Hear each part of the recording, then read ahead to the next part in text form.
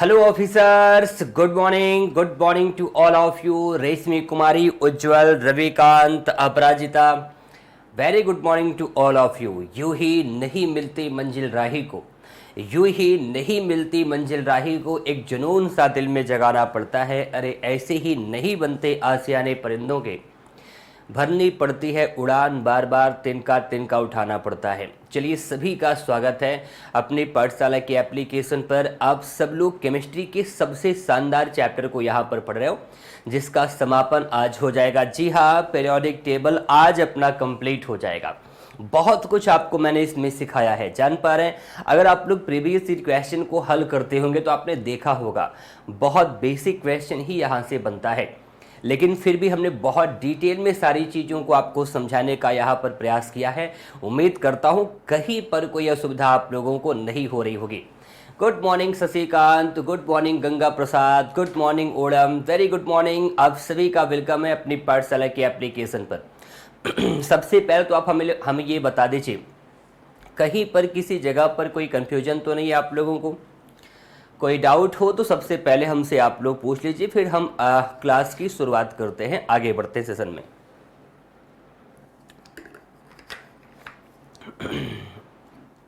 देखो, बिल्कुल पढ़ा देंगे शशिकांत गुप्ता जी। इसमें ना सिर्फ उसको बहुत डिटेल में नहीं पढ़ना है। समझ पा रहे हैं? आयोनाइजेशन पोटेंशियल, एटॉमिक रेडियस ना, ये सब हम क्या करेंगे, सिर्फ इतना बता देंगे आप लोगों को कि आवर्त में कब घटती है और कब बढ़ती है। समझ पा रहे हैं? ये समझा देंगे। वर्गों में ये सभी बातें कब घटती हुई देखी जाती हैं, कब बढ़ती हुई देखी जाती हैं, यही आपको यहाँ पर पढ़ना है। बाकी उसे बहुत डिटेल में पढ़ने की आवश्यकता नहीं है। आपसे ये कभी नहीं पूछेगा कि इलेक्ट्रॉन बंधुता किसे कहते हैं। समझ पा रहे हो? आपसे ये कभी नहीं पूछेगा कि आयनन विभव कहते किसे हैं। सिर्फ इतना पूछेगा, सर्वाधिक आयनन विभव वाला तत्व कौन सा है, सर्वाधिक इलेक्ट्रॉन बंधुता वाला तत्व कौन सा है। यही प्रश्न आप लोगों से पूछेगा।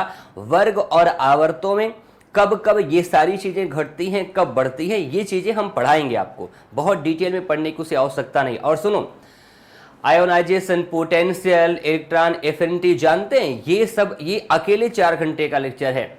ये सभी यानी कि पीरियोडिक टेबल का ध्यान से समझो, पीरियोडिक टेबल की ये प्रॉपर्टीज होती है, और ये पीरियोडिक टेबल की प्रॉपर्टीज अकेले 4 घंटे चलती है। लेकिन हमारे बीपीएससी में, यहाँ तक कि यूपीएससी में, यहाँ तक कि यूपीपीसीएस में इन सभी बातों से डिटेल में क्वेश्चन नहीं पूछता, सिर्फ इतना पूछता है। हाँ, बिल्कुल बिल्कुल क्वेश्चन कॉन्सेप्ट पर बन रहे हैं, लेकिन एक चीज जानो, क्वेश्चन पूछने का तरीका होता है। आप पहले प्रीवियस ईयर क्वेश्चन जाकर देख लो। प्रीवियस ईयर क्वेश्चन जाकर जब आप देखेंगे तो आपको सारी जानकारी खुद मिल जाएगी। समझ पा रहे? भाई हमें क्या है यार, हमें यहाँ पर पढ़ाना ही पढ़ाना है। ये टॉपिक हम एसएससी में, बैंक में, रेलवे में पढ़ाते ही पढ़ाते हैं। विशेषकर ये टॉपिक आपका एसएससी वगैरह के दृष्टिकोण से ये 10 से 12 घंटे का लेक्चर है, मैंने पहले ही आप लोगों को बता दिया है। चलो, हम कोशिश करेंगे आप लोगों को कि जितना हो सकेगा उतना डिटेल में आप लोगों को समझा देंगे। ठीक, गुड मॉर्निंग भाई सुजीत, गुड मॉर्निंग। चले, हाँ, रविकांत, सुजीत, सभी का स्वागत है। तो जो बातें आप लोगों को यहाँ पर पढ़ा दी गई थी उसे आप लोगों को यहाँ पर हम समझा देते हैं। भाई देखो, सब कुछ आप लोगों को बताया गया है ना, कि सबसे हल्का सबसे भारी क्या कुछ है, उसे आप लोगों ने हमारे साथ पढ़ा हुआ है। ये सारी बातें हमने आप लोगों को सिखा रखी हैं, ये सभी बातें हमने आप लोगों को सिखा रखी है ना। चले, अब हम कुछ और बातें आप लोगों को बताएं ना। जैसे अगर आप लोगों से हम इस प्रकार से क्वेश्चन पूछें, इसी में आगे बढ़ाते हैं, ध्यान दीजिएगा आप सभी लोग।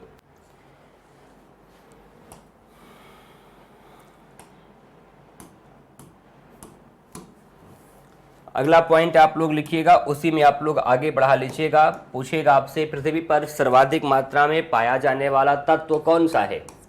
तो आपका जवाब क्या आएगा? ऑक्सीजन। लेकिन जब आपसे क्वेश्चन पूछेगा पृथ्वी पर सर्वाधिक मात्रा में पाई जाने वाली धातु, पृथ्वी पर सर्वाधिक मात्रा में, पृथ्वी पर सर्वाधिक मात्रा में सर्वाधिक मात्रा में पाई जाने वाली धातु, पाई जाने वाली धातु आप लोगों से पूछेगा, तब क्या बताइएगा? पृथ्वी पर सर्वाधिक मात्रा में पाई जाने वाली धातु किसे कहा जाता है? आप लोग इसे बताएं। पृथ्वी पर सर्वाधिक मात्रा में हाँ, अरे यार सुजीत, अब इतना नहीं समझ में आता आप लोगों को। मेंस में जनरल साइंस नहीं पूछेगा बेटा। क्यों नहीं समझते आप लोग? आप लोगों के अंदर इतनी समझ नहीं है। अब इतना दिन अगर हम लोगों की यात्रा अगर इतने दिन लगातार चल रही है और मैं लगातार आप लोगों को बताया करता हूँ ये जनरल साइंस के अंतर्गत आएगा। जनरल साइंस केवल तुम्हारे प्रारंभिक परीक्षा में पूछा जाएगा। जनरल साइंस तुम्हारी मुख्य परीक्षा में नहीं पूछा जाएगा। इसी वजह से मैं कह रहा हूँ कि मुख्य परीक्षा में ये सब पढ़ना ही नहीं है आप लोगों को। पीरियोडिक टेबल आपके मेंस का हिस्सा नहीं है। पीरियोडिक टेबल सिर्फ और तुम्हारे प्रीलिम्स का हिस्सा है। इसी वजह से मैं यहाँ पर डिटेल में से नहीं पढ़ा रहा हूँ आप लोगों को। क्या करोगे उसे आप लोग जानकर समझ पा रहे हैं? उसे जानकर क्या करोगे? अब हम मान लीजिए कि इसी में अगर 15 घंटे हम खर्च कर लें तो कोई मतलब थोड़ी है। हम विद्वान तो बन जाएंगे, हम पीरियोडिक टेबल को बहुत बेहतरीन तरीके से सीख तो लेंगे, लेकिन वो हमारे किसी काम का है नहीं। एक काम करिएगा, सिलेक्शन ले लीजिएगा एक बार सभी लोग, सिलेक्शन ले लीजिएगा। सिलेक्शन लेने के बाद मिलिएगा, हम आप लोगों को आइंस्टीन बनाने का काम करेंगे। समझ पा रहे हैं? हम इसे बहुत अच्छे तरीके से, मैं ऑलरेडी आप लोगों से कह रहा हूं कि एसएससी वगैरह में तो इसे बहुत डिटेल में पढ़ाया ही जाता है। आपको ये पता होना चाहिए कि कौन सा क्वेश्चन किस प्रकार से किस एग्जाम में पूछा जाता है, और ये मैं लगातार आप लोगों को बता ही रहा हूं। जब हमेशा हम बताया करते हैं तो विश्वास किया करिए, भरोसा किया करिए। मेंस में नहीं पूछेगा ये सब, ध्यान से समझो। पृथ्वी पर मेंस में केवल और केवल जानते हो क्या पूछेगा? टेक्नोलॉजी का पार्ट पूछा जाता है। साइंस ही एक ऐसा सब्जेक्ट है जो लगभग पूरी तरीके से बदल जाया करता है। मुख्य परीक्षा में कुछ और उसका हिस्सा पढ़ना होता है और प्रीलिम्स में हमें कुछ और पढ़ना होता है। प्रीलिम्स में हमें जनरल साइंस पढ़ना है और ये टॉपिक तुम्हारा जनरल साइंस के अंतर्गत आता है। समझ पा रहे हो? इस बात का ध्यान रखना। चलो, पृथ्वी पर अगर ये टॉपिक आपका मुख्य परीक्षा में भी देखा जाता, अगर ये टॉपिक आपका मुख्य परीक्षा में भी देखा जाता तो यकीन मानिए इसे हम बहुत डिटेल में पढ़ा चुके होते। आपके बिना कहने से हम पढ़ा चुके होते। इस बात का ध्यान रखिएगा, ठीक? सिलेक्शन लीजिए, अधिकारी बनिए, बीपीएससी क्वालिफाई करिए, उसके बाद आइए। आपके पास टाइम रहेगा ना, जब आपके पास ज्वाइनिंग लेटर आएगा और उसमें बीच में 2-4 महीने का समय रहेगा, आप आइएगा। आप जो भी पूछना चाहेंगे, जो भी पढ़ना चाहेंगे, हम खलियर रहेंगे, खूब अच्छे से पढ़ा देंगे, ठीक? ऑलरेडी कह तो रहा हूँ, इसको पढ़ाया ही करते हैं यार, सब कुछ पढ़ाया जाता है ना। देखो, सबसे बेहतरीन बात जानते हो क्या होती है कि आपके टीचर को ये पता हो कि कहाँ पर कैसा प्रश्न पूछा जाता है, और उसी को तो मास्टर कहा जाता है। मास्टर वही होता है जिसको अच्छे से ये पता हो कि किस एग्जाम में कैसा प्रश्न कहाँ से पूछा जाएगा। हम अच्छा खुद सोचो, हम खूब अच्छे तरीके से पूरा साइंस आप लोगों को घोल कर पिला दें, ऐसा पढ़ा दें आप लोगों को कि सब कुछ क्वेश्चन फंस जाए तो अच्छा है, कि ऐसा पढ़ा दें अप्लाइड साइंस आपको पढ़ा दें कि आपने साइंस पढ़ तो लिया लेकिन आपका काम ही नहीं बना। 20 क्वेश्चन पूछा, 4-5 क्वेश्चन नहीं फंसा हमारे पढ़ाने से। हमने पढ़ाया बहुत, खूब ज्ञान आप लोगों को बांटा, लेकिन ज़्यादा क्वेश्चन ही नहीं आया। लेकिन हमने टू द पॉइंट आप लोगों को पढ़ाया है, और अगर उसमें से सारे क्वेश्चन फंस गए तो ये बड़ी बात है, क्योंकि अंततः आप लोग एक एग्जाम की तैयारी कर रहे हो। आप लोग एक एग्जाम की तैयारी कर रहे हैं तो आप लोग बिल्कुल मत घबराइएगा। इस चीज़ का हमेशा आप लोग ध्यान रखिएगा कि हमारा काम है किसी तरीके से प्रारंभिक परीक्षा को क्वालिफाई करके मुख्य परीक्षा में बैठना। समझ पा रहे हैं? और आप लोगों को एक चीज़ बताओ ना, अब आप लोगों का सितंबर में एग्जाम है, 30 सितंबर को आप लोगों का एग्जाम है, तो उसके हिसाब से हमें सिलेबस भी कंप्लीट करना है। समय से आप लोगों का सिलेबस कंप्लीट होगा तभी सारी बातें ठीक तरीके से बन पाएंगी। समझ पा रहे हैं? चलिए, पृथ्वी पर सर्वाधिक मात्रा में पाई जाने वाली धातु आप लोगों से यहां पर पूछा गया है। लिखिएगा, most abundant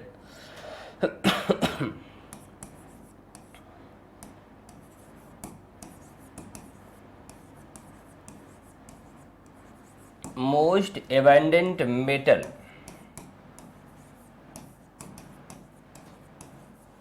found on earth. क्या बताओगी? यहां पर सभी का जवाब एल्यूमिनियम ही आएगा। क्या आएगा? एल्यूमिनियम। क्या आएगा? बोलो, एल्यूमिनियम ही आएगा। समझ पा रहे हैं? पृथ्वी पर सर्वाधिक मात्रा में पाई जाने वाली धातु मैंने लिखा है, तो कंफ्यूज मत होना आप सभी लोग। चलो, अच्छा, आपसे अगर क्वेश्चन ऐसा पूछे, जैसे पहले ये लिखो आप लोग, क्वेश्चन ये आप लोगों से पूछा जा सकता है, सबसे कठोर धातु किसे कहा जाएगा? सबसे कठोर धातु, समझ पा रहे हैं? सबसे कठोर धातु, हार्डेस्ट मेटल किसे कहा जाए, कोई बता सकता है? सबसे कठोर धातु, हार्डेस्ट मेटल, सबसे कठोर धातु यानी कि हार्डेस्ट मेटल अगर आप लोगों से पूछेगा तब क्या बताइएगा? हार्डेस्ट मेटल आप लोगों से पूछेगा तब क्या बताए? सबसे कठोर धातु अगर पूछेगा तब क्या बताओगे? सबसे कठोर धातु आप लोग बताओ। और इसी के साथ साथ मैं आप लोगों से पूछूं, सबसे चमकदार धातु भी आप लोग बता दीजिएगा। सबसे कठोर और सबसे चमकदार धातु, सबसे चमकदार धातु। अच्छा, जो सबसे चमकदार धातु है ना, उसी को कहा जाता है सफ़ेद सोना। क्या कहते हैं? उसे सफ़ेद सोना कहा जाता है, या इसे ही पता है क्या कहा जाता है? भविष्य की धातु भी कहा जाता है। इसे ही भविष्य की धातु कहा जाता है। इसे ही क्या कहा जाता है? भविष्य की धातु कहा जाता है। तो सबसे कठोर धातु आप याद रखिएगा, टंगस्टन बताना है आप लोगों को। क्या बताना है? सबसे कठोर धातु आपको क्या बताना है? टंगस्टन बताना है। सबसे कठोर धातु मैंने पूछा है, कंफ्यूज मत होइएगा। हाँ, ब्राइटेस्ट नॉन मेटल, हाँ बिल्कुल उज्जवल कह सकते हो, हीरा तो आएगा ही आएगा ना, लेकिन वो सबसे कठोर तत्व होगा, धातु नहीं है वो। विशेषकर उसे नॉन मेटल कहते हैं। यहीं पर लिख दे, इसी के साथ लिख देना, क्योंकि अब देखो इसको काटेंगे नहीं नीचे वाली बात को, इसी के साथ लिख देते हैं। लिखना है सबसे कठोर तत्व, सबसे कठोर तत्व या पदार्थ आप लोगों से पूछेगा। हार्डेस्ट एलिमेंट या हार्डेस्ट मेटल आप हार्डेस्ट सबस्टांसेस कहना है आप लोगों को। उसका जवाब आप लोग हीरा दोगे। क्या बताओगे? हीरा। इस बात का ध्यान रखिएगा। क्या बताएंगे भाई? यहां पर हीरा आप लोग बताइएगा। क्या बताइएगा? हीरा। समझ पा रहे हैं? हाँ, सबसे कठोर तत्व या पदार्थ आपका क्या हो जाएगा? हीरा हो जाएगा। इस बात का ध्यान रखिएगा आप सभी लोग, ठीक। लेकिन जब तुमसे पूछेगा सबसे कठोर धातु, तब आप टंगस्टन बताइएगा। सबसे चमकदार सफ़ेद सोना और भविष्य की धातु पता है किसे कहा जाता है? प्लैटिनम को कहा जाता है। किसे? प्लैटिनम को कहा जाता है। समझ पा रहे हैं? इंपॉर्टेंट है। अब लिख लीजिएगा ब्राइटेस्ट मेटल। ब्राइटेस्ट मेटल लिख दें क्या? चलिए सब लिख ही रहते, इंग्लिश लिख ही देते हैं तेजी से। ये चैप्टर हमें आज क्या करना है? ख़त्म करना है। ये चैप्टर आज आपका ख़त्म हो रहा है। ब्राइटेस्ट मेटल ना, वाइट गोल्ड, वाइट गोल्ड, इसके साथ साथ future metal, future metal. Brightest metal, white gold और फ्यूचर मेटल किसे कहा जाता है? तुम्हारे प्लैटिनम को कहा जाता है। समझ पा रहे? किसे कहा जाता है? हाँ, क्रोमियम नहीं होगा बेटा, क्रोमियम थोड़ी आएगा। क्रोमियम किसने बता दिया? किसमें क्रोमियम लगा रहे हैं आप लोग? फुलरेंस, क्रोमियम सब यहाँ पर नहीं आएगा। समझ पा रहे हो ना? फुलरेंस नहीं आएगा। सबसे कठोर तत्व पूछेगा या पदार्थ पूछेगा तो हीरा। बेटा क्या है हीरा? तुम बताओ ना। हीरा तुम्हारा कार्बन का अपरूप है, कार्बन का एलोट्रॉफ होता है, और कार्बन तुम्हारा क्या है बोलो? नॉन मेटल है। तो हीरा तुम्हारा क्या होगा? विशेषकर आप कह सकते हैं नॉन मेटल होगा। मेटल भी नहीं होगा। मेटल पूछेगा तुम्हारा टंगस्टन आएगा। नॉन मेटल पूछ लिया या पदार्थ पूछ लिया, तब आप लोग क्या बताओगे? सबसे कठोर तत्व या पदार्थ पूछा तो आपका जवाब तब इस कंडीशन में हीरा आएगा। समझ पा रहे कि नहीं? उस कंडीशन में आप लोगों को बताना है। चलिए आगे लिखिए, कुछ और बातें आप लोगों को बताते हैं। लिखो सर्वाधिक आयनन विभव किसका होगा? देखो ये सब प्रश्न जो पूछ रहे थे शशिकांत, यहाँ पर देखो इसको ऑलरेडी हमने शामिल कर लिया है, ठीक। लिखिएगा सर्वाधिक आयनन विभव, सर्वाधिक आयनन विभव। आपसे यही सब प्रश्न पूछेगा। सर्वाधिक आयनन विभव, मैक्सिमम आयोनाइजेशन पोटेंशियल। लिख लीजिएगा भाई इंग्लिश वाले, कि लिख दें? चलिए, maximum ionization potential, maximum ionization potential, सर्वाधिक आयनन विभव वाला तत्व तो बता सकते हैं? अगर बताइए कौन सा ऐसा तत्व है जिसका आयनन विभव सर्वाधिक होता है। फिर अगर सर्वाधिक पूछा जाएगा तो यहीं पर एक और पूछता है, न्यूनतम वाला भी पूछ लेता है। न्यूनतम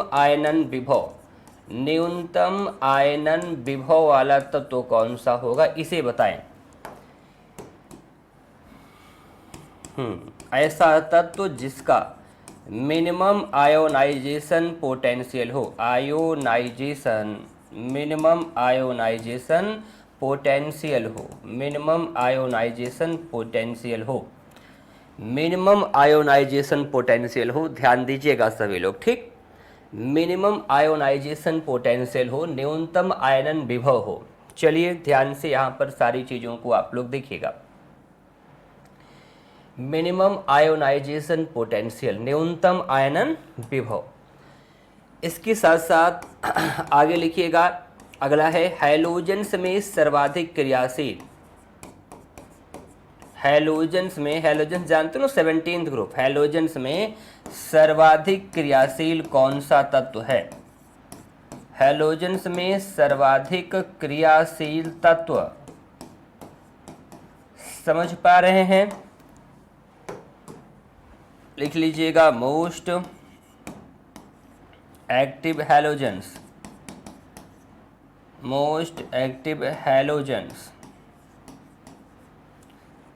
देखो हम लिखते चल रहे हैं, इसलिए लिखते चल रहे हैं ताकि आप थोड़ा सा दिमाग लगाएं, और जब दिमाग लगाएंगे उत्तर मिलेगा या नहीं मिलेगा हम जब बताएंगे तो उसे आप अच्छे से याद कर सकते हो। बोलो इन सबका जवाब क्या होगा, कोई बता सकता है?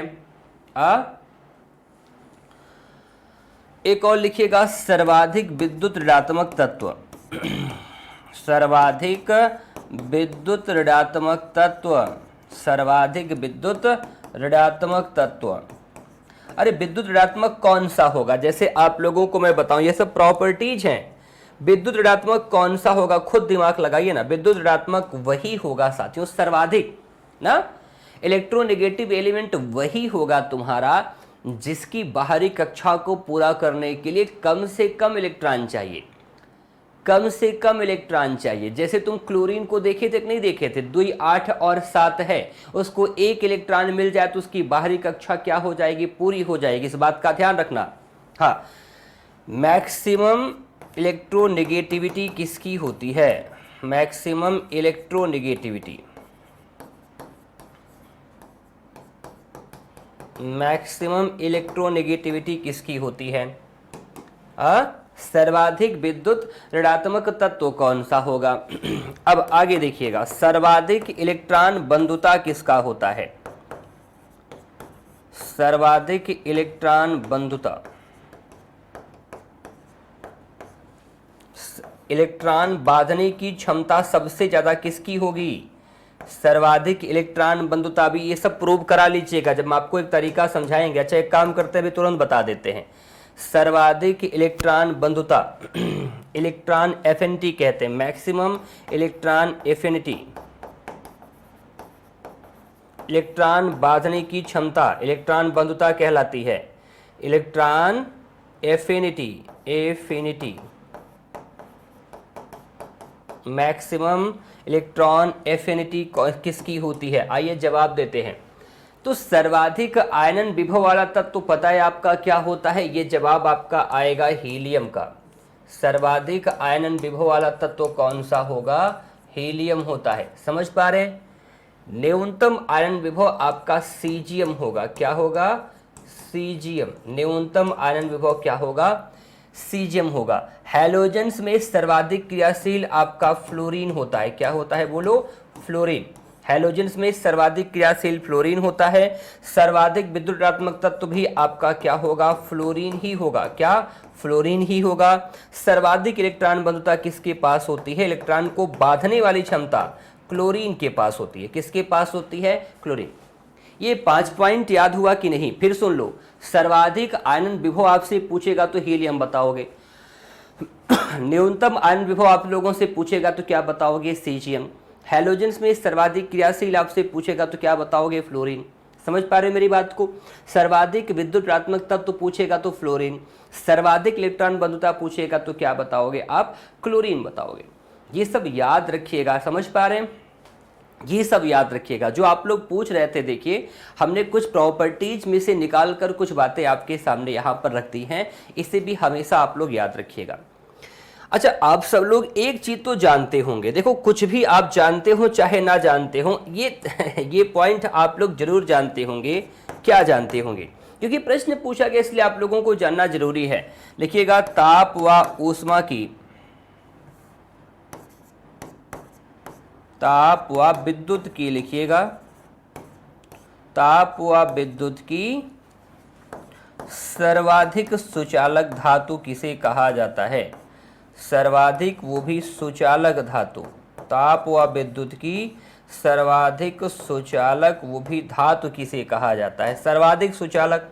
हाँ, तो आपका जवाब क्या आएगा? बोलो। चांदी आएगा। क्या बताओगे? चांदी, सिल्वर। समझ पा रहे ना? हाँ। लिख लीजिएगा good conductor of, good conductor, सबसे ज्यादा गुड कंडक्टर ना, वेरी गुड कंडक्टर आप लोग कह सकते हैं। चांदी से ज्यादा कोई नहीं है। ताप व विद्युत की सर्वाधिक सुचालक धातु कौन सी होती है? विद्युत या ऊष्मा का सबसे अच्छा सुचालक धातु किसे? गोल्ड नहीं कहा जाता भाई, चांदी को कहा जाता है। गोल्ड नहीं होगा शशिकांत, ठीक है ना? चांदी है यहां पर। सोडियम भी नहीं होगा, चांदी यहां पर होगा। हाँ, इस बात का ध्यान रखिएगा सभी लोग, ठीक है ना? हैलोजेंस में सर्वाधिक क्रियाशील आपका फ्लोरीन होता है, लिखा गया। हैलोजेंस में सर्वाधिक क्रियाशील, देखिए आपके बोलने से पहले हम लिख दिए हैं ना, आपके बोलने के पहले ही यहाँ पर लिख दिया गया है। अब आइए प्रॉपर्टीज मैं आप लोगों को दिखा देता हूँ। प्रॉपर्टीज याद कैसे करनी है, बस इसे आप लोग यहाँ पर देखो।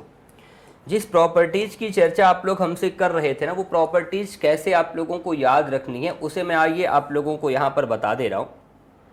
ध्यान से सब लोग देखो।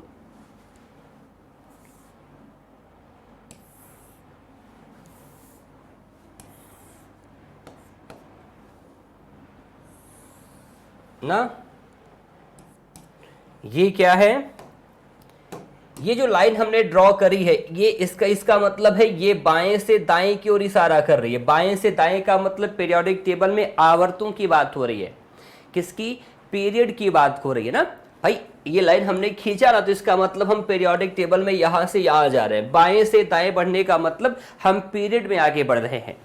ये लाइन हमने ऐसे खींचा, इसका मतलब ऊपर से नीचे की ओर इशारा कर रहा हूं। इसका मतलब मैं वर्ग की बात कर रहा हूं। किसका? मैं वर्ग की साथियों बात कर रहा हूं। देखो क्या क्या बढ़ती है, क्या क्या घटती है।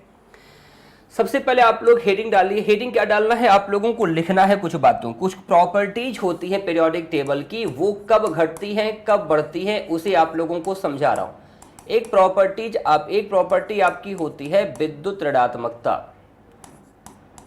क्या होती है? विद्युत ऋणात्मकता ना, जिसे क्या बोलेंगे? इलेक्ट्रोनेगेटिविटी बोलेंगे। विद्युत ऋणात्मकता जिसे क्या बोलेंगे? इलेक्ट्रोनेगेटिविटी, विद्युत ऋणात्मकता। लिखा आप लोगों ने? आयनन विभव और इलेक्ट्रॉन बंधुता लिखो। आयनन विभव ऐसे सजा लीजिएगा, आयनन विभव, और इसके साथ साथ लिखो इलेक्ट्रॉन बंधुता। इलेक्ट्रॉन बंधुता, इसमें से एक आध दो चीज हिंट कर दूंगा आप लोगों को समझने के लिए। आयनन विभव यानी कि ionization potential, ionization potential, ionization potential. Electron बंधुता, इलेक्ट्रॉन एफिनिटी, इलेक्ट्रॉन एफिनिटी। समझ पा रहे? एक और है प्रॉपर्टी, परमाणु त्रिज्या की बात करें, और अगर यहां पर परमाणु त्रिज्या को भी हम सजाएं, क्या करें भाई? हाँ, इलेक्ट्रॉन बंधुता के साथ साथ आध्यात्मिक गुण की हम बात करते हैं। किसकी बात करते हैं? यहां पर आप आध्यात्मिक गुण लिख लीजिएगा पहले। आध्यात्मिक गुण, आध्यात्मिक गुण, non metallic property, non metallic property, आध्यात्मिक गुण। समझो आप लोग, ये जो चारों प्रॉपर्टी होती है ना, ये आवर्तों में अगर हम आप लोगों को बताएं, ध्यान से देखो, थोड़ा सा नीचे ही लिखते हैं और इस लाइन को थोड़ा सा नीचे ही हम ड्रॉ करते हैं। हाँ,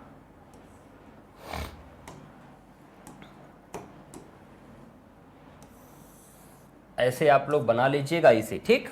चलो ध्यान से आप लोग देखो, तो आवर्तों में यानी कि बाएं से दाएं जाने पर ये बढ़ती हैं, ये सभी प्रॉपर्टी आपकी क्या होती है? बढ़ जाती है। सुनो ध्यान से, हमने कहा विद्युत ऋणात्मकता हो, आयनन विभव हो, इलेक्ट्रॉन बंधुता हो, आध्यात्मिक गुण हो, ये सभी बाएं से दाएं जाने पर क्या हो जाएंगे? बढ़ जाएंगे। यानी कि पीरियोडिक टेबल में अगर आप पीरियड्स को देखते हो, आवर्तों को देखते हो, तो आवर्तों में आगे बढ़ने पर यानी बाएं से दाएं जाने पर इन सभी बातों में आप वृद्धि देख पाएंगे। ये सभी प्रॉपर्टीज इंक्रीज हो जाएंगी। यानी कि तत्वों का विद्युत ऋणात्मकता बढ़ जाती है, आयनन विभव बढ़ जाता है, इलेक्ट्रॉन बंधुता बढ़ जाती है और आध्यात्मिक गुण बढ़ जाता है। आप खुद अनुमान लगाओ ना, आध्यात्मिक गुण हमने इसी के साथ शामिल किया है और हमने समझा रखा है। जो आपका पीरियोडिक टेबल है, देखो ध्यान से, जो आपका पीरियोडिक टेबल है, एक बार ध्यान से पहले सभी लोग यहां पर समझ ले। सभी लोग क्या करेंगे भाई? इस बात को थोड़ा सा समझने का प्रयास करेंगे। देखो, ये तुम्हारा पीरियोडिक टेबल है, हमने समझा रखा है कि आपका इस तरफ देखेंगे, यहां से लेके यहां तक का पूरा हिस्सा, इसमें सभी धातुएं हैं, हाइड्रोजन को छोड़कर। समझ पा रहे हो? हाइड्रोजन तो गैस धातु के अंतर्गत नहीं आती, हाइड्रोजन को आप अपवाद मानेंगे। तो इधर आपकी सभी धातुएं हैं, यहां आपकी क्या है? सभी अधातुएं हैं। आप सोचो ना, अगर हम पीरियोडिक टेबल में बाएं से दाएं जाते हैं तो अधात्विक गुण यानी अधातु है, अधात्विक गुण बढ़ेगा कि घटेगा? अरे अधातु इधर है, यानी कि अधात्विक गुण बढ़ता जाएगा। आध्यात्मिक गुण, क्योंकि यहीं पर यहां आपका वो हिस्सा ये वाला है जहां पर सारे नॉन मेटल है, तो आप बाएं से दाएं जाते जाओगे तो आध्यात्मिक गुण बढ़ते जाएंगे ना, बिल्कुल बढ़ते जाएंगे। चलिए, लेकिन ये सभी जो प्रॉपर्टी तुम देख रहे हो ना, ये अगर वर्गों में आप लोग देखोगे तो ये घटती जाती है। क्या होती जाती हैं? ये घटती जाती है। यानी कि ऊपर से नीचे जाओगे तो ये सभी बातें आप लोगों की क्या होती जाएंगी? घटती जाएंगी। इस बात का आप लोग ध्यान रखिएगा। समझ पा रहे? इलेक्ट्रॉन बंधुता अभी एक और मानक है, उसे भी आप लोग हमारे साथ बनाइएगा। फिर हम क्या करते हैं, इन दोनों बातों को एक बार समझा देते हैं। इन दोनों बातों को एक बार समझा देते हैं। अब की बार प्रॉपर्टीज में किसे शामिल करोगे? पहली बात तो आप परमाणु त्रिज्या को शामिल करो। यहां पर परमाणु त्रिज्या, ध्यान से सब लोग देखना, एटॉमिक रेडियस, एटॉमिक रेडियस, परमाणु त्रिज्या, ध्यान देना। परमाणु त्रिज्या लिखा आप लोगों ने, इसके साथ साथ लिखो विद्युत धनात्मकता। क्या लिखिएगा? विद्युत धनात्मकता, विद्युत धनात्मकता। समझ पा रहे? इलेक्ट्रोपॉजिटिविटी, विद्युत धनात्मकता यानी कि इलेक्ट्रोपॉजिटिविटी, विद्युत धनात्मकता यानी कि इलेक्ट्रोपॉजिटिविटी, विद्युत धनात्मकता। इसके बाद आप लोगों से एक और यहाँ पर धात्विक गुण शामिल कर लीजिएगा। क्या लिखिएगा? यहाँ पर धात्विक गुण शामिल कर लीजिएगा। धात्विक गुण यानी कि मेटेलिक प्रॉपर्टी। बताओ, कुछ अनुमान लगा पा रहे हो क्या? मेटेलिक प्रॉपर्टी, ये उल्टा है। जो पीछे हमने आप लोगों के लिए ग्राफ बनाया है, ये जस्ट उसका उल्टा है। समझ पा रहे हो नहीं? अगर आप दिमाग खुद लगाएं तो आप समझ पाएंगे। धात्विक गुण लिखा है, धात्विक गुण लिखा है भाई, दिमाग लगाओगे समझ पाओगे आप सभी लोग। धात्विक गुण, ये बताओ, यहां तुम्हारी धात्वें हैं, धात्वें यहां हैं, अधात्वें यहां है, तो फिर अगर तुम बाएं से दाएं गए तो ये सभी प्रॉपर्टी क्या होती जाएंगी? इनमें हाँ घटोत्तरी देखा जाएगा। ये घटती हैं, ये सभी प्रॉपर्टी क्या होगी बोलो, ये घटती है कि नहीं, ऐसा घटती है। जबकि ये सभी अगर आप वर्ग में देखेंगे तो ये सभी यानी कि ऊपर से नीचे जाने पर इन सभी में वृद्धि हो जाएगी, बढ़ती है। समझ पा रहे कि नहीं समझ पा रहे? भाई इतनी बातें आप लोगों ने समझा कि नहीं समझा, खुद आप लोग अनुमान लगा सकते हो। अब आप आइए यहाँ पर दो तीन बातें आप लोगों को समझा देते हैं बेटा। विद्युत धनात्मकता का मतलब क्या होता है, तुम खुद बताओ ना। अब सब लोग बहुत ध्यान से समझना, शशिकांत बहुत ध्यान से बेटा, सभी लोग यहाँ पर बातों को समझेंगे। अब ध्यान से सब लोग मेरी बात सुनो, मैं इन तीनों प्रॉपर्टी को समझा दे रहा हूँ, हिंट कर दे रहा हूँ। आप चाहोगे तो इसके अनुसार बहुत सारी बातें खुद सीख सकते हो। फिर समझो, परमाणु त्रिज्या किसे कहते हैं, एटॉमिक रेडियस। समझ पा रहे हैं, नाभिक से कितनी दूरी है उसकी, उसको परमाणु त्रिज्या कहा जाता है। अब आइए हम आपको दिखाते हैं परमाणु त्रिज्या क्या है। लगातार जैसे जैसे जाते जाओगे, जैसे जैसे इधर जाते जाओगे, वैसे वैसे क्या है, घटती जाएगी। एक बात का आप लोग ध्यान रखो, जितने बेटा यहाँ पर आपके तत्व हैं, ये जो तत्व है इनकी बाहरी कक्षा यहां पर पूरी नहीं है। वैसे अपवाद के रूप में किसे आप लोग देख पाते हैं, ये 18वां वर्ग। बहुत ध्यान से समझना, हम तीनों बातों को समझा रहे हैं। प्रॉपर्टी में आप लोगों को समझा, लिखवाऊंगा नहीं क्योंकि पूछेगा नहीं, लेकिन समझा दे रहा हूं। तो यहां पर देखो 18 वर्ग को आप लोग छोड़ दीजिएगा, ये सभी ऐसे, जैसे तुम 17th ग्रुप पर आ जाओ भाई, 18th को अभी छोड़ो, 17th ग्रुप पर आ जाओ बेटा। जैसे फ्लोरीन, क्लोरीन, ब्रोमीन, आयोडीन और एस्टेटिन। समझिएगा, ये सब क्या है, विद्युत ऋणात्मक तत्व है कि नहीं, क्योंकि इनको इलेक्ट्रॉन चाहिए, इनको बाहरी कक्षा को पूरा करने के लिए इलेक्ट्रॉन चाहिए। तो इलेक्ट्रॉन को पाने के लिए क्या करते हैं ये, इलेक्ट्रॉन को पाने के लिए किसी दूसरे तत्व से इलेक्ट्रॉन को खींचने का प्रयास करते हैं। उसके चक्कर में इनकी परमाणु त्रिज्या क्या हो जाती है, सबसे छोटी हो जाती है। तो सुनो ध्यान से भाई, इधर जो तत्व है आपके, इधर तो सब धातुएं है ना आपकी। धातुओं की पहचान क्या होती है, धातुएं इलेक्ट्रॉन त्याग करते हैं, अधातुएं इलेक्ट्रॉन ग्रहण करती है।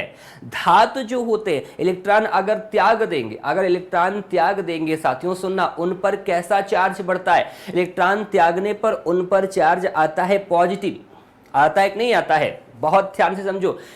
गुड मॉर्निंग खुशबू, ध्यान से समझो, अगर इलेक्ट्रॉन त्याग देंगे तो उन पर चार्ज कैसा आएगा, पॉजिटिव। जो इलेक्ट्रॉन ग्रहण करता है उन पर चार्ज कैसा आता है, नेगेटिव। जानते हो कि नहीं जानते हो, बिल्कुल। अरे धनायन और ऋणायन के बारे में आप लोगों को जानकारी होगी ना, खुद सोचो। यहां पर तो ऐसे तत्व हैं जिनकी बाहरी कक्षा पूरी होती है, विशेषकर मतलब है तो अपूर्ण ही। लेकिन जैसे हम सोडियम की तुम्हें बात बताएं, सोडियम यहां पर तुमको दिखाई दे रहा है, सोडियम की बाहरी कक्षा में 1 इलेक्ट्रॉन है, इसे अपनी बाहरी कक्षा को पूरा करने के लिए 7 इलेक्ट्रॉन चाहिए।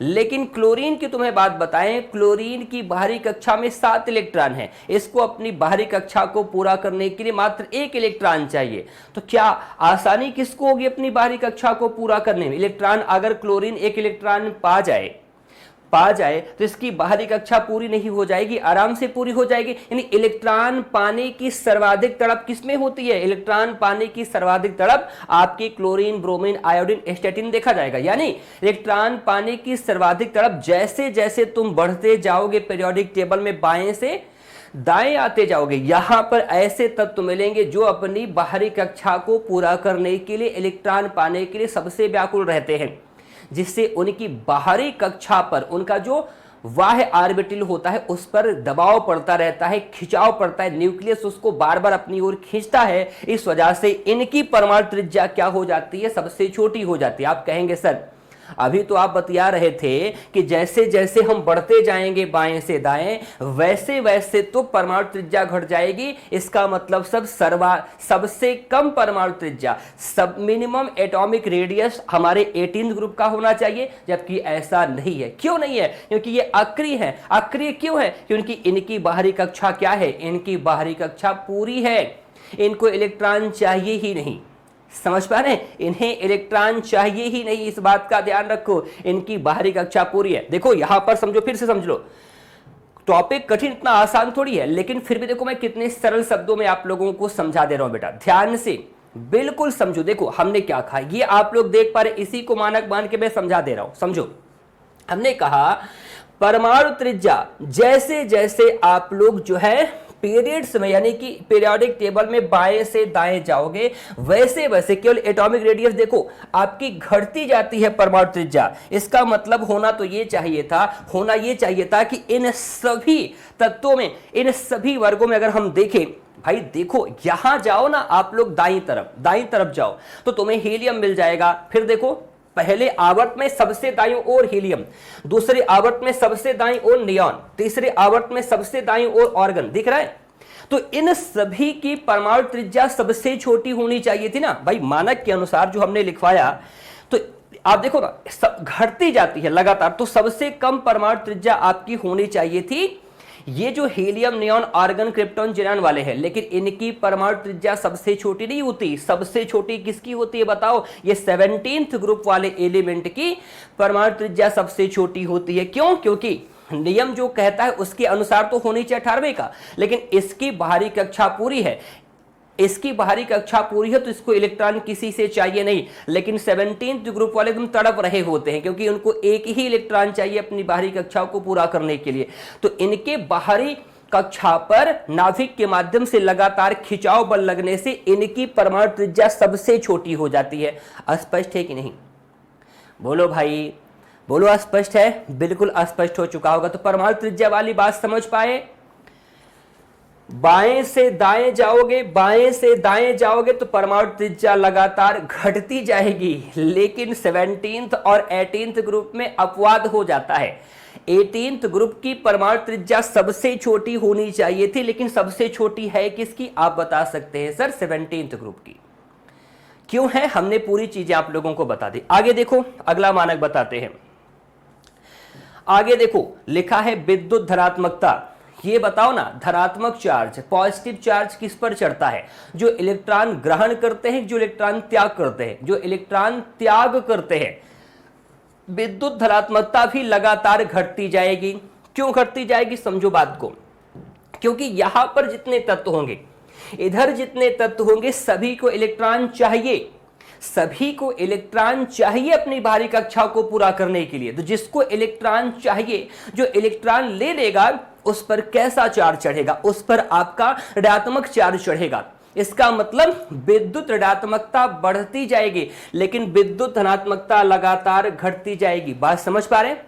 बोलो, बात समझ पाए? भाई बताओ ना, ये यहां पर आपके दाहिनी तरफ पीरियोडिक टेबल में जितने एलिमेंट है बेटा, सभी को बाहरी, अरे 18 ग्रुप को छोड़ दीजिएगा, अपवाद है। हम विशेषकर सबसे दाहिनी ओर कौन हो जाएगा? अगर हम देखें सबसे दाईं ओर तो अपना 18th ग्रुप है, लेकिन ये तो अक्री है, इसे ना इलेक्ट्रॉन चाहिए, ना कि त्यागने की आवश्यकता है, ना ग्रहण करने की आवश्यकता है। तो 17th ग्रुप को देखो मानक मानकर। हम कह रहे हैं सभी जो एलिमेंट तुम्हें दिखाई दे रहे हैं, यहां से लेके यहां तक सभी को इलेक्ट्रॉन चाहिए।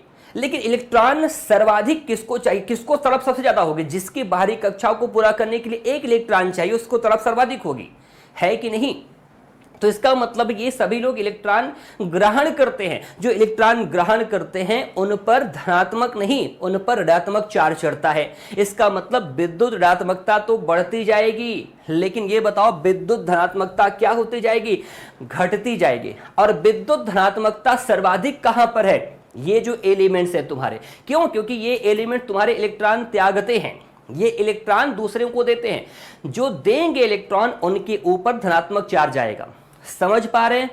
हमें लगता है कि समझ पा रहे होंगे। भाई बहुत कठिन वाली बात नहीं है बेटा। इलेक्ट्रॉन त्याग देगा, प्लस चार्ज बढ़ जाएगा उसके ऊपर। भाई जैसे तुम ये बताओ ना, हम कह रहे हैं बेटा Na+ और Cl- पढ़ते हो कि नहीं पढ़ते हो? इसका मतलब जानते हो क्या है?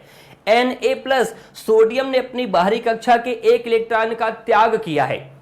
क्लोरीन Cl- लिखा है, तो क्लोरीन ने जो है एक इलेक्ट्रॉन ग्रहण किया है, एक नेगेटिव चार्ज चढ़ा है। ऐसा होता है? बोलो समझ पा रहे हो कि नहीं समझ पा रहे हो?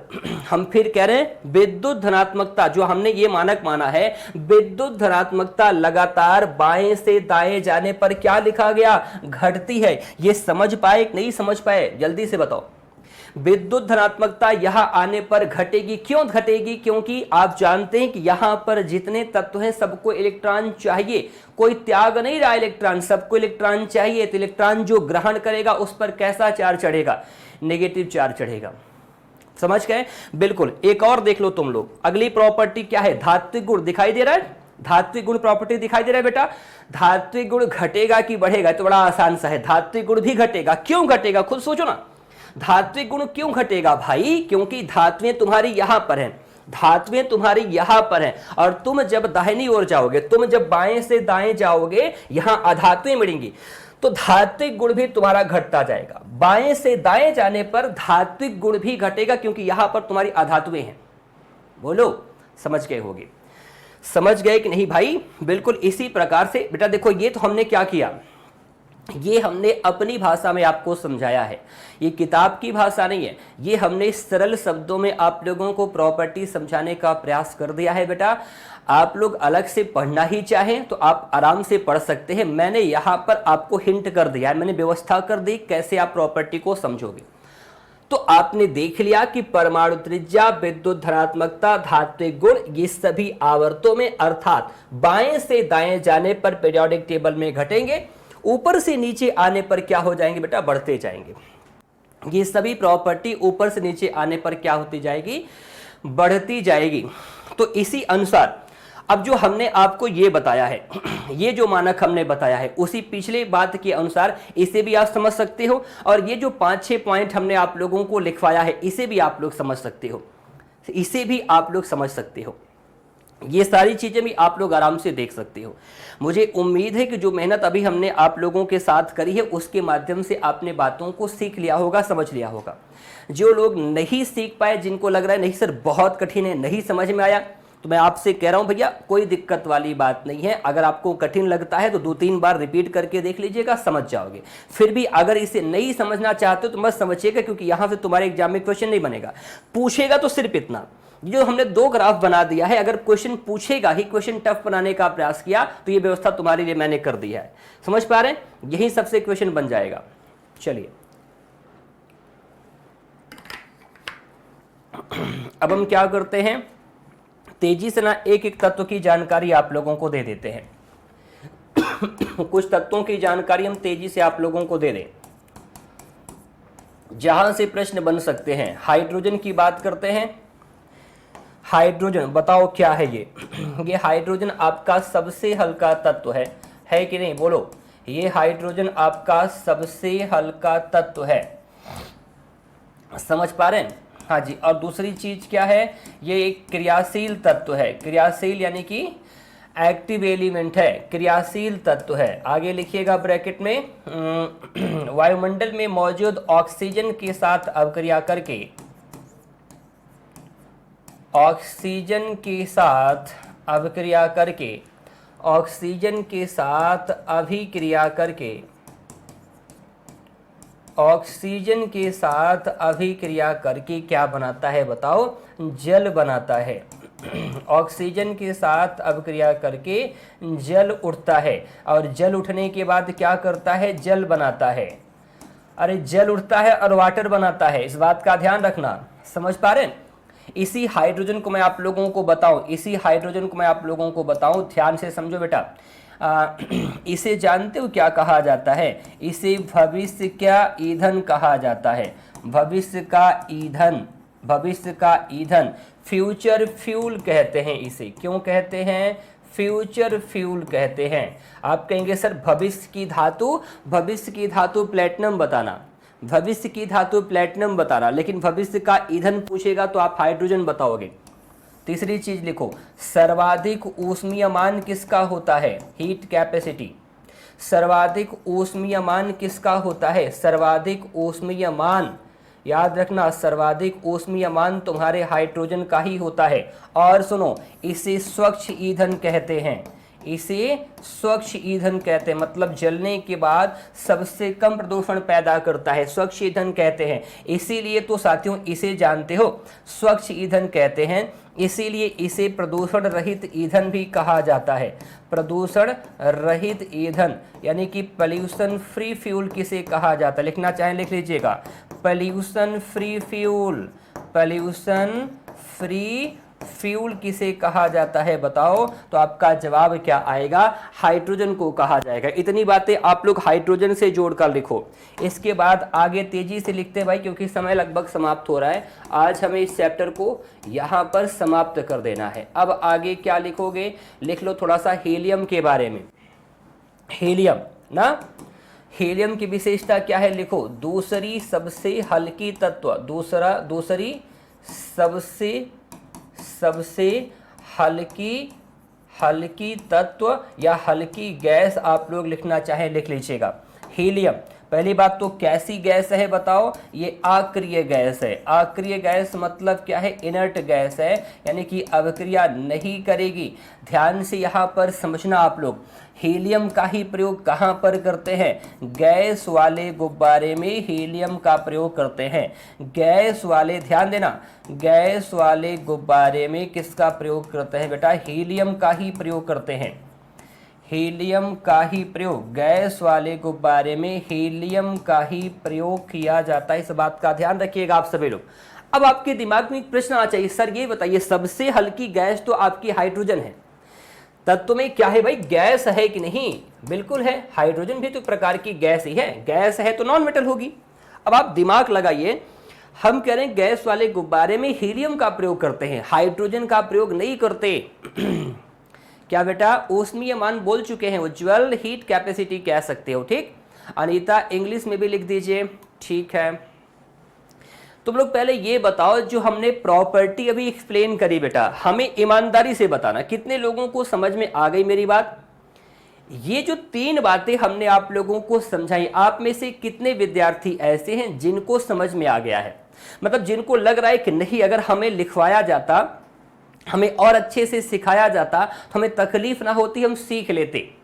हमें ईमानदारी से सभी लोग कमेंट करके बेटा बता दें कि जो हमने प्रॉपर्टी आप लोगों को समझाई, घटती कैसे है, कैसे बढ़ जाती है, घटने वाली बात जो हमने समझाई, उसे आप लोगों ने समझ पाया कि नहीं समझ पाया? एक बार बता दीजिए बस। बाकी इंग्लिश बेटा हम बोल दे रहे हैं, इंग्लिश बोल दे रहे हैं। सबसे हल्का तत्व, यानी कि यहां पर लिख सकते हैं lightest element, most reactive element कह सकते हैं। ऑक्सीजन के साथ रिएक्ट करके जल बनाएगी, फ्यूचर फ्यूल कहा जाता है। सर्वाधिक मैक्सिमम हीट कैपेसिटी इसी के पास होता है। स्वच्छ ईंधन कहा जाता है। समझ पा रहे हैं आप सभी लोग?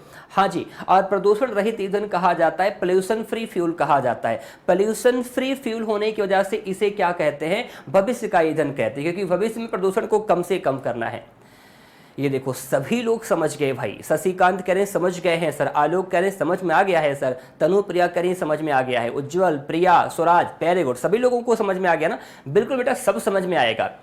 हमारा प्रयास ऐसे ही रहता है कि हम पढ़ाएं और आपको अच्छे से समझ में ही आए। आप जानते हैं कि सारी चीज़ों को आपको ऐसे ही समझाया जाता है। बहुत बढ़िया से समझ में आ गया है सर, सुजीत कह रहे हैं, वेरी गुड भाई। अभी अभी अभी दिमाग लगाओ यहाँ पर। देखो आपके दिमाग में एक प्रश्न आ चाहिए, गुरुजी सबसे हल्का गैस, सबसे हल्की गैस तो आपकी हाइड्रोजन होती है। भाई सबसे हल्की गैस तो हाइड्रोजन होती है, तो गैस वाले गुब्बारे में हाइड्रोजन का प्रयोग क्यों नहीं करते? क्योंकि हमने यहां पर आप लोगों को बता रखा है कि हाइड्रोजन तुम्हारा क्रियाशील है, क्रियाशील है। हाइड्रोजन ऑक्सीजन के साथ अभिक्रिया कर जाएगा, गैस वाला गुब्बारा हवा में जाते ही फट जाएगा। लेकिन तुम ये बताओ ना, ये हीलियम क्या है मेरे भाई? हीलियम तुम्हारा अक्रिय गैस है, किसी से अभिक्रिया नहीं करेगा। वैसे अगर गैस वाले गुब्बारे में हाइड्रोजन भरा जाता तो हाइड्रोजन उस गुब्बारे को ज्यादा ऊंचाई तक उठा सकता था, लेकिन हाइड्रोजन अभिक्रिया कर जाता है, गुब्बारा फट जाता है, इसलिए हाइड्रोजन की जगह पर हीलियम को भरा जाता है। समझ पा रहे हैं? हाइड्रोजन भरा जाता तो ज्यादा ऊपर तक गुब्बारा जाता, लेकिन हाइड्रोजन अभिक्रिया कर जाता है, इसी वजह से हीलियम भरा जाता है। समझे कि नहीं समझे? आगे देखो, और इसका प्रयोग कहां पर करते हैं बेटा? गोताखोर। अगला लिखो, जो प्रश्न बनता है उसे तेजी से लिख लो। गोताखोर सांस लेने संबंधी मशीन में, सांस लेने संबंधी मशीन में जो ले जाते हैं, पिछवा जो सिलेंडर बांध कर ले जाते हैं, गोताखोर आपने देखा होगा। समझ पा रहे हैं? हाइड्रोजन नहीं भाग लेता बेटा, हीलियम भाग लेता है उज्जवल। न्यूक्लियर फ्यूजन में, समझ पा रहे हो, नाभिकीय संलयन की अभिक्रिया में हीलियम भाग लेता है। सन के पास जो एनर्जी आती है हाइड्रोजन से नहीं आती बेटा। समझ पा रहे? देखो मैं आप लोगों को बता दूं देखो जो कह रहे हो अगर समस्थानिक कहोगे तो ज्यादा सही होगा बेटा। हाइड्रोजन का समस्थानिक कौन सा होता है उज्जवल, क्या लिखे हो? हाँ, हाइड्रोजन और हीलियम। ठीक, ध्यान से देखो, तो A1H2 उसके बाद 1H2, ध्यान से देखो ये हाइड्रोजन ही है। हाँ बिल्कुल सही लिखे हो भाई, थोड़ा सा यहां पर बातों को समझने का प्रयास करना। हमारे हाइड्रोजन के दोनों समस्थानिक हैं, ये कौन है पता है? ये आपके हैं ड्यूटेरियम। हाइड्रोजन का समस्थानिक क्या होता है? ड्यूटेरियम होता है। ड्यूटेरियम होता है जो बहुत ही अधिक, अब समस्थानिक समझते हो, आइसोटोप्स किसे कहा जाता है? बिल्कुल समझते होंगे, मुझे उम्मीद है समझते होंगे आप लोग। बहुत ही अधिक टेम्परेचर, हाई टेम्परेचर और हाई प्रेशर पर आपस में जुड़कर क्या करते हैं? ये हीलियम बनाएगा 2He4 और इसके बनते ही बहुत बड़ी मात्रा में क्या एनर्जी रिलीज होगी, इस बात का ध्यान रखो। हाँ सही बात है भाई, हाइड्रोजन भाग लेता है बेटा और हाइड्रोजन के माध्यम से हीलियम आपका बन जाता है। यही आपका क्या हो जाएगा? यही नाभिकीय संलयन की प्रक्रिया है और यही प्रक्रिया सूरज और तारों में उनके प्रकाश और ऊष्मा ऊर्जा का रीजन बनता है। सही समझ पा रहे हैं आप सभी लोग? हाइड्रोजन का समस्थानिक है बेटा, हाइड्रोजन से क्या बना? हीलियम, बनते ही बड़ी मात्रा में एनर्जी रिलीज होती है। गोताखोर, आगे लिखिएगा, उनका सिलेंडर देखा है? गोताखोर सांस लेने संबंधी मशीन में, गोताखोर सांस लेने संबंधी मशीन में ऑक्सीजन के साथ हीलियम का मिश्रण ले जाते हैं। ऑक्सीजन व हीलियम का मिश्रण ले जाते हैं। अब एक प्रश्न आपके दिमाग में बनना चाहिए, सर ऑक्सीजन के साथ हीलियम काहे मिलाते हैं? इसलिए मिलाते हैं, लिख लो, क्योंकि हीलियम अधिक दाब पर, बताओ पानी में दाब ज्यादा होगा ना? बिल्कुल, क्योंकि हीलियम अधिक दाब पर रक्त में कम विलेय है। क्योंकि हीलियम अधिक दाब पर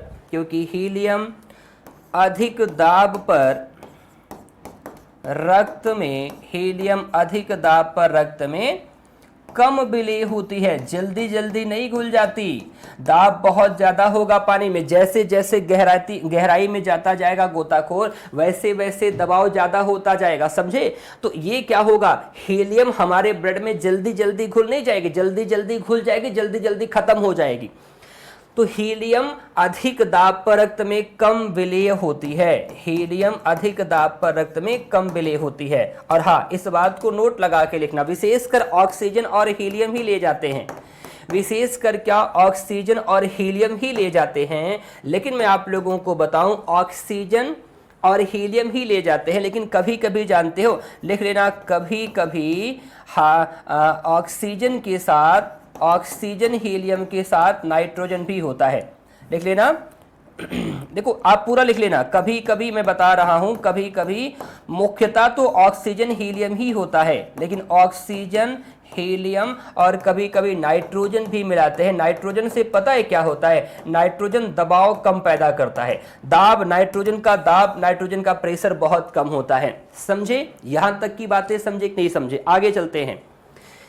इसके बाद मैं आप लोगों को बताना चाहता हूं नाइट्रोजन को, जहां से प्रश्न बनते बस उतना ही आप लोग जानो, जहां से प्रश्न ज्यादा बनते भाई मैंने कहा ना भाई, पीरियोडिक टेबल 118 एलिमेंट है, बहुत कुछ भाई प्रश्न बन सकता है, बहुत दिन तक ये टॉपिक चल सकते हैं कि उतना हमें पढ़ना नहीं है। आप प्रीवियस ईयर पेपर उठाकर देखना, बहुत डीपली क्वेश्चन नहीं पूछा है आपसे, लेकिन फिर भी हमने पढ़ा दिया आप लोगों को, उससे कहीं ज्यादा हमने पढ़ा दिया। नाइट्रोजन देखो, नाइट्रोजन का प्रयोग कहां कहां पर होगा? देखो, वायुयान के टायरों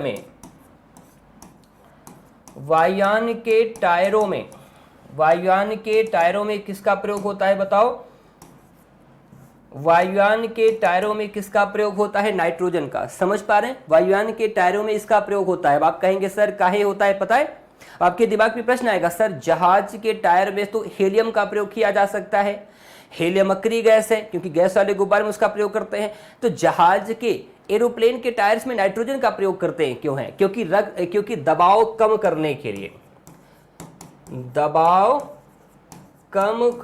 के लिए, समझो, दबाव कम करने के लिए, प्रेशर को डिक्रीज करने के लिए। जानते हो क्या होता है? एरोप्लेन के जो टायर्स होता है बेटा, उसमें आपको पता है तापमान काफी ज्यादा हुआ, दबाव भी काफी ज्यादा रहता है, तो लैंड करते समय जहाज के टायर्स के फटने के, विस्फोट होने की संभावना रहती है। तो नाइट्रोजन को इसलिए भर दिया जाता है ताकि प्रेशर को, ताकि दबाव को कम से कम किया जा सके, विस्फोट होने की संभावना को कम से कम किया जा सके। इसीलिए आप याद रखना, हीलियम के स्थान पर एरोप्लेन के टायर्स में नाइट्रोजन का प्रयोग करते हैं प्रेशर को कम करने के लिए, ताकि विस्फोट की संभावना कम से कम की जा सके। आपने आलू चिप्स के पैकेट्स देखे हैं कि नहीं? लिखिएगा, आलू चिप्स के पैकेट्स। आलू चिप्स के पैकेट्स में किसका प्रयोग करते हैं बताओ? नाइट्रोजन का ही प्रयोग करते हैं। जो इतना सा रख के इतना सा फुला दिया करते हैं, आलू चिप्स आपने देखा होगा ना, उसके पैकेट्स खाए होंगे, नमकीन है, कुरकुरे खाए होंगे, उसमें कौन सी गैस भरी होती है? नाइट्रोजन। आगे आप लोग लिखिएगा, उर्वरक उद्योग में बड़े पैमाने पर किसका प्रयोग करते हैं? फर्टिलाइजर उद्योग में, उर्वरक ना, फर्टिलाइजर इंडस्ट्री में बड़े पैमाने पर किसका प्रयोग करते हैं बेटा? नाइट्रोजन का प्रयोग करते हैं। उर्वरक उद्योग में नाइट्रोजन का ही प्रयोग किया जाता है। जैसे मैं तुम्हें एग्जाम्पल के तौर पर समझाऊं, देखो NH2CONH2 ये तुम्हारा रासायनिक सूत्र होता है किसका? ये है यूरिया। और यूरिया में बताओ, यूरिया में तुम्हारा नाइट्रोजन कितने परसेंट होता है? यूरिया में आपका नाइट्रोजन होता है 46%। कितना? यूरिया में आपका नाइट्रोजन होता है 46%। अब नाइट्रोजन क्यों होता है? नाइट्रोजन क्यों होता है? हाँ बिल्कुल, नाइट्रोजन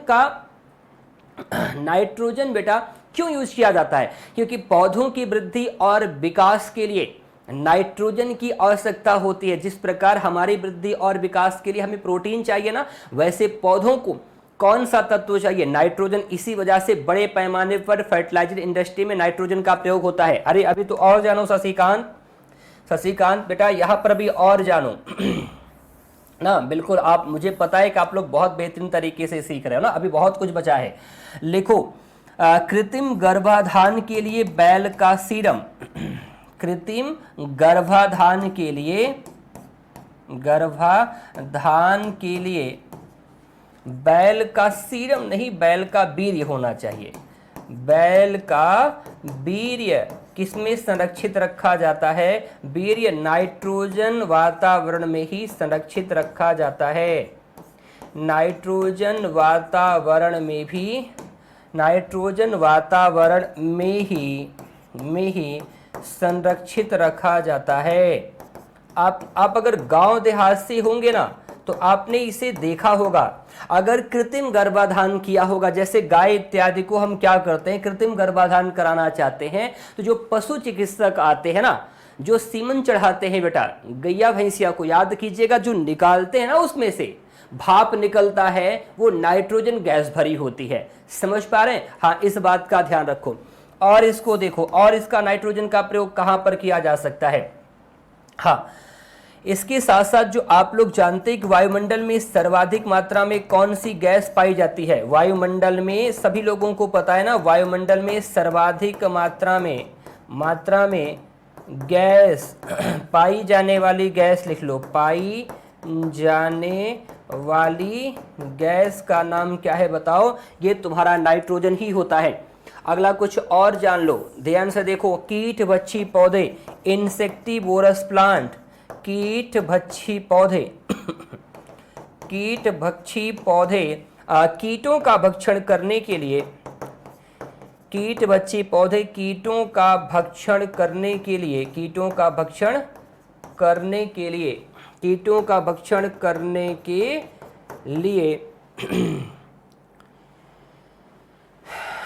कीट भक्षी पौधे नाइट्रोजन की कमी को पूरा करने के लिए, कीट भक्षी पौधे, ऐसा लिखो, नाइट्रोजन की कमी को पूरा करने के लिए, नाइट्रोजन की कमी को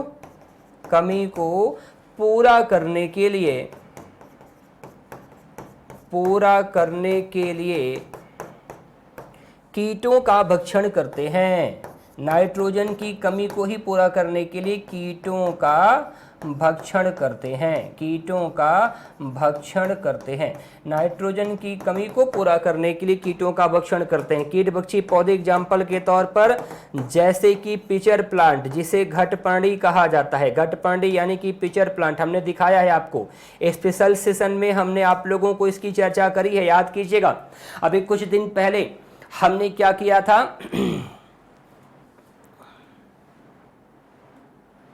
सुजीत कुमार नाइट्रोजन फिक्सेशन बेटा पढ़ा चुके हैं आप लोगों को। बिल्कुल सही तुम्हारा प्रश्न है, बहुत शानदार प्रश्न पूछे हो सर। हवा में तो नाइट्रोजन होता है, बड़े पैमाने पर नाइट्रोजन होता है, फिर भी हम उर्वरक उद्योग में नाइट्रोजन का प्रयोग क्यों करते हैं भाई?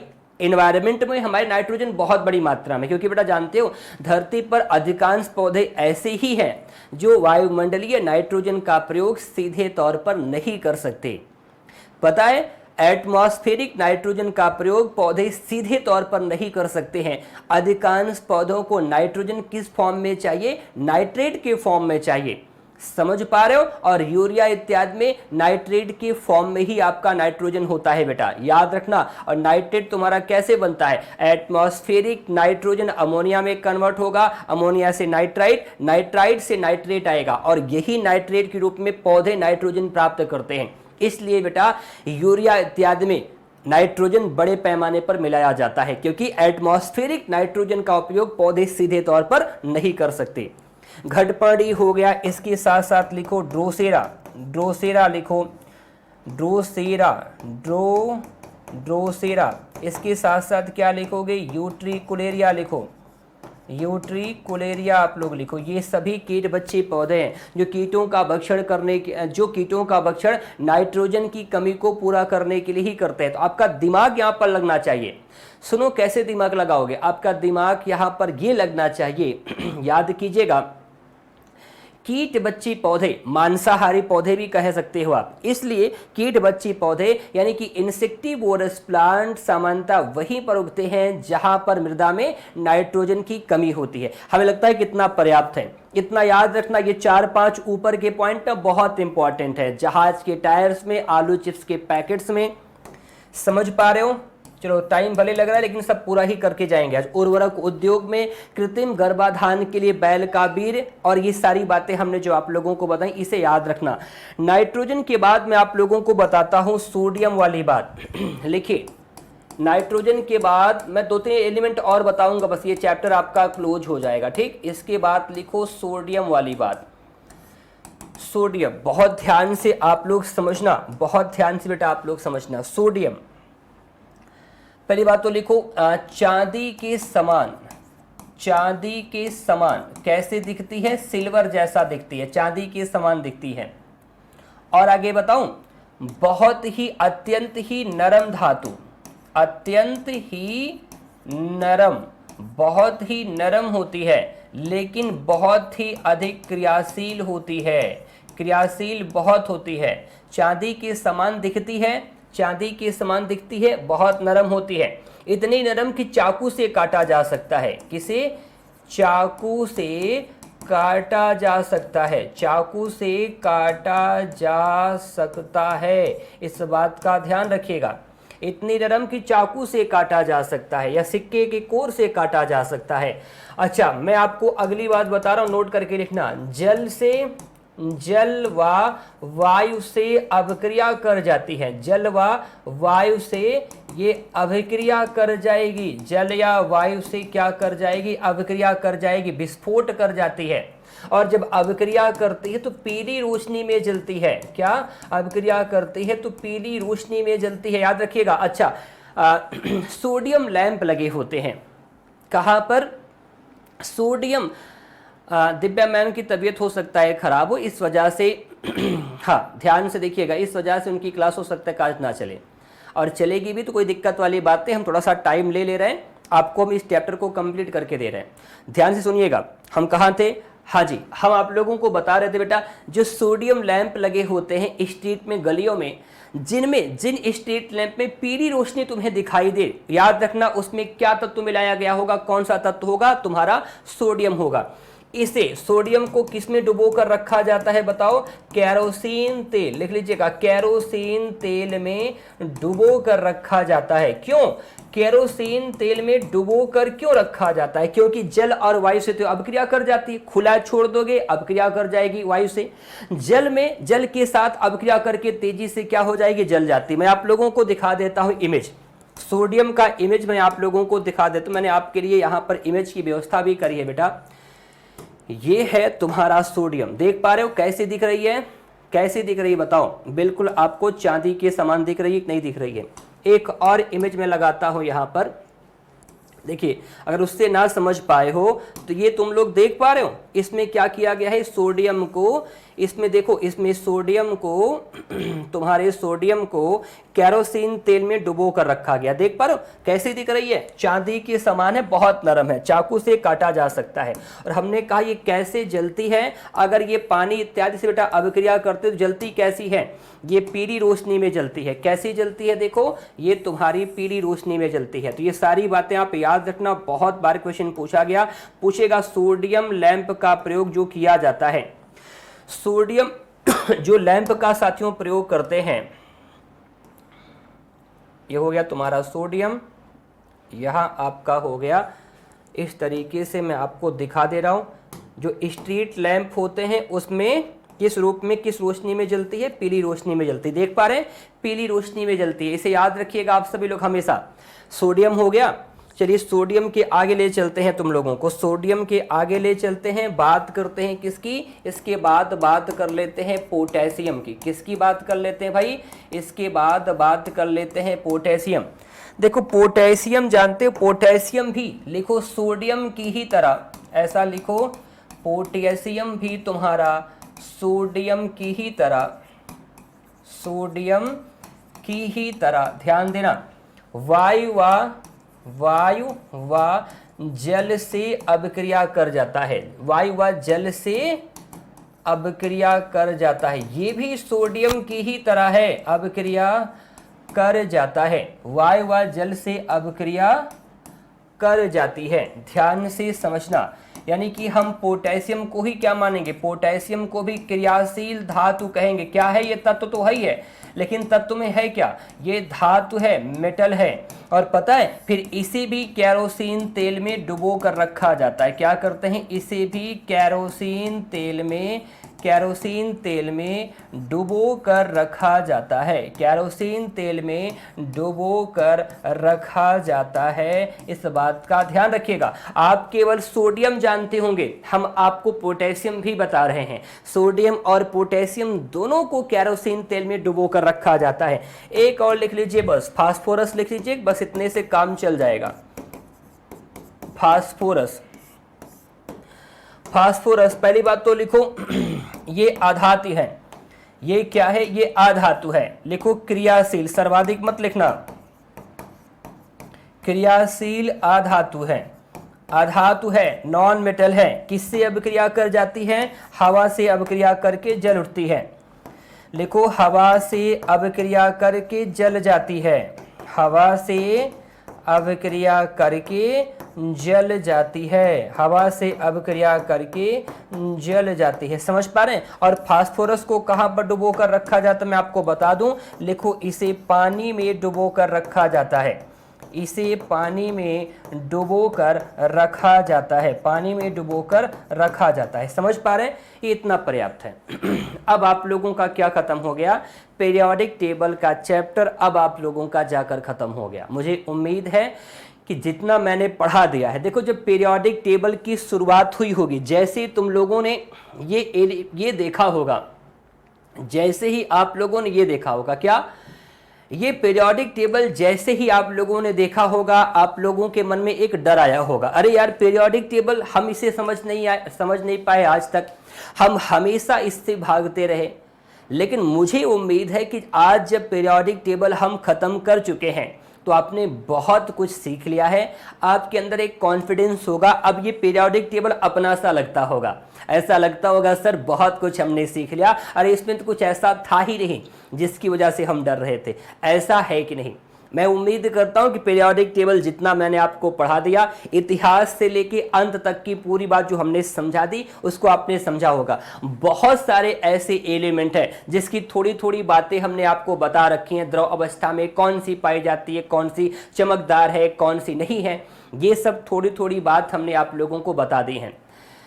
ठीक, कल का टॉपिक शशिकांत गुप्ता जी अभी कुछ देर के बाद देखेंगे, लगभग दोपहर में देखिएगा, दोपहर में आप लोगों का टॉपिक ना अपडेट हो जाएगा। ठीक, चलो बेटा, क्लास कहाँ कैंसिल होती है किसकी? अनीता कुमारी, क्लास किसकी कैंसिल होती है बताओ एक बार, हमें बता दो भाई। पीरियोडिक टेबल में जो 5-6 दिन इतनी मेहनत आप लोगों के साथ हमने करी, बताओ क्या पीरियोडिक टेबल में सहज हो कि नहीं? एक बार सभी लोग बता दें कि गुरुजी जो आपने मेहनत करी है, हमने पीरियोडिक टेबल को अच्छे से समझ लिया। वैसा कुछ नहीं है यहाँ पर जो हमने अपने काम भर का ना समझा हो। मैंने आपके एग्जाम को ध्यान में रखकर बहुत डिटेल में चीजों को पढ़ा दिया है, और ये आपका जनरल साइंस का हिस्सा है। ये आपके मेंस में नहीं पूछेगा, मेंस में बदलेगा। इस वजह से हमने उतना ही पढ़ाया है जितना आपका काम धूमधाम से चल जाए। ठीक हाँ, एक बार जल्दी से बता दो बेटा, क्या यहां तक जो पीरियोडिक टेबल आज आपका समाप्त हुआ है उसे आप लोगों ने अच्छे तरीके से समझा है, सीखा है कि नहीं आप लोग? अगर आप लोगों को अभी भी कोई कंफ्यूजन हमें आप लोग बता दें, क्योंकि आप लोग जब तक बताओ तब तक हम नहीं जान पाएंगे। कोई कंफ्यूजन हमें आप लोग जल्दी से बता दो। साइंस एप्लीकेशन आपका बीपीएससी का बैच है और तारीख कितनी है? 6 जून है। बताएं, समझ में आ गई बातें? हाँ, अब पीरियोडिक टेबल आप लोगों का आसान लग रहा है बेटा, समझ पा रहे हैं? चलिए ठीक है ना, ठीक है। तो इस क्लास को यहीं पर मैं रोकता हूं। मेरी अगली क्लास की देखो शुरुआत होनी थी, 13 मिनट में अपनी क्लास लेट कर चुका हूं। इसके बाद समीक्षा अधिकारी का जो हमारा बैच है बेटा वो चलता है, लेकिन आज आपका टॉपिक क्लोज हो रहा था, इस वजह से हमने थोड़ा समय ले लिया। और हाँ, लास्ट में थोड़ा तेजी से लिखने की वजह से हम राइटिंग विशेष ध्यान नहीं दिए हैं, लेकिन इतना तो जरूर है कि आप समझ पाते होंगे। हमने बोल बोलकर सारी चीजें पढ़ा दी हैं बेटा, राइटिंग पर बहुत ध्यान नहीं दे पाए हैं, फिर भी आपने सारी बातों को हमारे साथ सुन लिया होगा, समझ लिया होगा। सोडियम वगैरह वाली बात बहुत इंपॉर्टेंट है, याद रखिएगा। चलिए, तो फिर कल मिलते हैं नए टॉपिक के साथ। तब तक आप पूरे टॉपिक को रिवाइज करना, कहीं कंफ्यूजन होगी तो हमसे बताना, हम हैं। आप एक नहीं 10 बार पूछोगे, हम 10 बार आपको बताएंगे, बस बातें अच्छे से समझ में आपको आनी चाहिए। तो ख्याल रखिएगा अपना, सभी लोग बीपीएससी में सिलेक्ट होंगे, इसी आशा और विश्वास के साथ इस क्लास को यहीं पर समाप्त करने की चाहेंगे आपसे इजाजत। अंत तक सुनने के लिए आप सभी का धन्यवाद, दिल से थैंक यू आप लोगों को। कल मिलता हूं, ठीक, धन्यवाद।